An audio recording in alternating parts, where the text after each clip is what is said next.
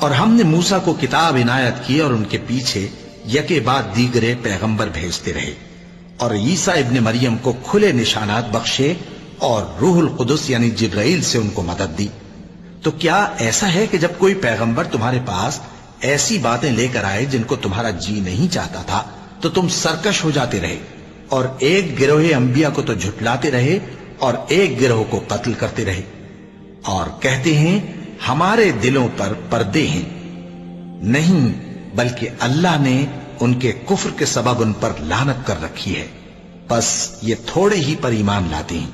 اور جب اللہ کے ہاں سے ان کے پاس کتاب آئی جو ان کی آسمانی کتاب کی بھی تصدیق کرتی ہے، اور وہ پہلے ہمیشہ کافروں پر فتح مانگا کرتے تھے، پھر جس چیز کو وہ خوب پہچانتے تھے جب ان کے پاس آ پہنچی تو اس سے منکر ہو گئے،